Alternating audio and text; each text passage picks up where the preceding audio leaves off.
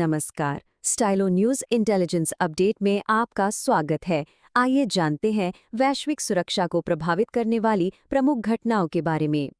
ये ब्रीफिंग स्टाइलो के अपने एआई से संचालित है। ये सिस्टम 20 से ज्यादा भाषाओं में 250 से भी ज्यादा वैश्विक स्रोतों का विश्लेषण करता है ताकि आपको कुछ ही पलों में जरूरी जानकारी मिल सके।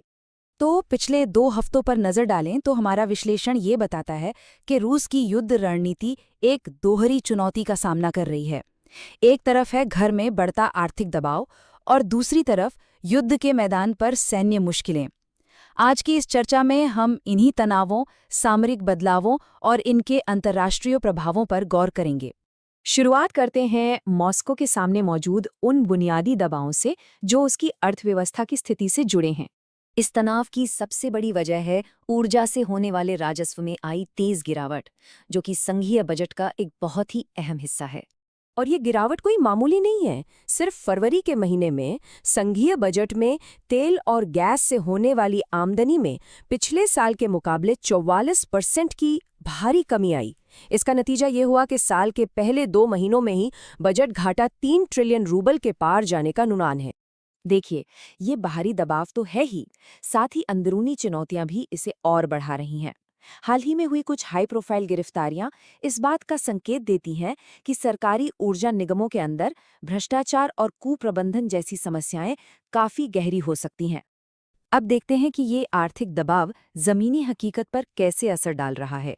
चलिए युद्ध के मैदान की ओर बढ़ते हैं, जहां हर पक्ष अपनी कहानी बता रहा है और जमीनी हालात काफी तेजी से बदल रहे हैं।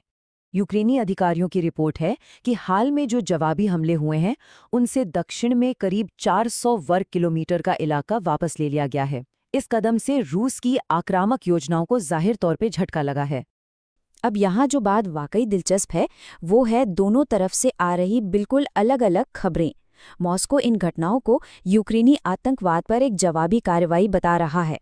वहीं दूसरी ओर कीव का कहना है कि ये उनकी कामयाब सैन्य जीते हैं, जिनसे रूस की ताकत कमजोर हो रही है।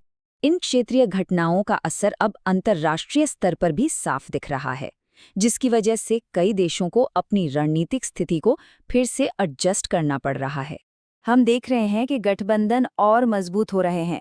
एक तरफ रूस, उत्तर कोरिया और ईरान के साथ अपना सैन्य सहयोग बढ़ा रहा है, तो वहीं दूसरी तरफ नाटो पूर्वी मोर्चे पर अपनी रक्षा तैयारियों को और पुख्ता कर रहा है। नाटो के महासचिव की ये बात इस संघर्ष के ऊंचे दांव को साफ तौर पर दिखाती है। उनका मानना है कि ये लड़ाई पूरे महाद्वीप की सुरक्षा के लिए बेहद अहम है। तो अब सबसे जरूरी सवाल ये है कि आगे चलकर ये हालात क्या मोड़ लेंगे। हमारा विश्लेषण कुछ खास घटनाओं की ओर इशारा करता है, जिन पर नजर रखना जरूरी होगा।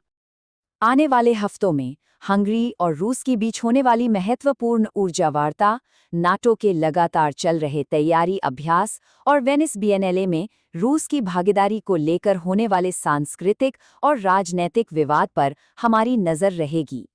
एक बड़ा सवाल ये भी है कि क्या दुनिया का ध्यान मध्य पूर्व की ओर जाने से अनजाने में यूक्रेन संघर्ष के लिए कोई नया कूटनीतिक रास्ता खुल सकता है, या फिर इससे मौजूदा स्थिति और भी जटिल हो जाएगी।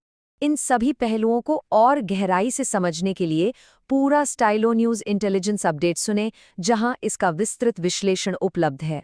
इस इंटेलिजेंस ब्रीफिंग में शामिल होने के लिए धन्यवाद।